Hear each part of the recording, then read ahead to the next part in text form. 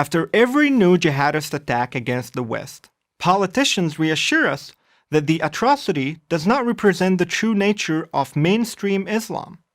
Of the 1.6 billion Muslims in the world, they constantly reassure us the overwhelming majority are as law-abiding as any members of any other monotheistic faith. Only a tiny fraction engage in terror, and Islam is a religion of peace. Furthermore, we are told the great majority of Muslims hold moderate views. But what does that mean? How moderate are moderate Muslims? Given the threat of radical Islam, it would seem to be a fair question. Let me start to answer it by telling you something of my own story. I was raised in a middle-class Muslim home in Cairo, Egypt. Growing up, I was told, among many other things, the following: that every day that passes on the Islamic nation without a caliphate is a sin, that the failures and miseries of the Muslim world started the moment we Muslims gave up conquests and wars against the infidels, that our prosperity depended on conquering new lands and converting new believers, that anyone who leaves the faith must die. And I also remember how my teachers and my mosque imams reacted to the news of 9/11 when it happened. Joy.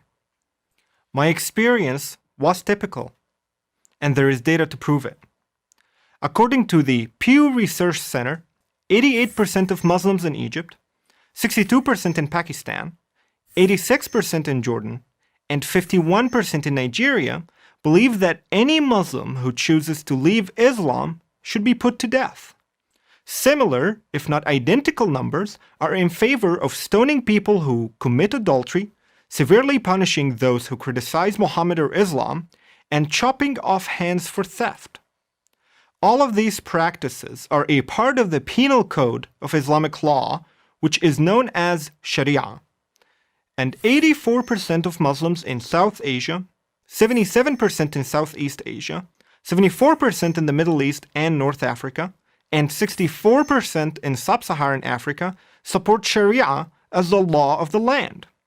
Less drastic, yet significant percentages are to be found even among Muslim communities in the West.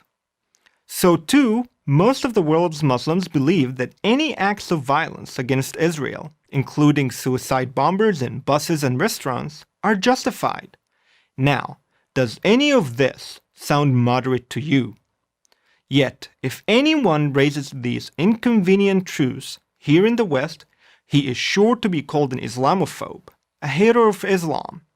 Again, my own story is instructive. In February of 2015, I was yelled at, cursed at, and successfully prevented from speaking at Swarthmore College by students and others who did not agree to what I was saying. Some of them were Muslim women who fit the image of the unveiled, perfect English-speaking moderate Muslim young woman. Other seeming moderates tried and failed to do the same during my speech at Temple University the next day. Some of them, sadly, were students of journalism. It is not Islamophobic to note the tragic fact that at this time in history, the Muslim world is dominated by bad ideas and bad beliefs.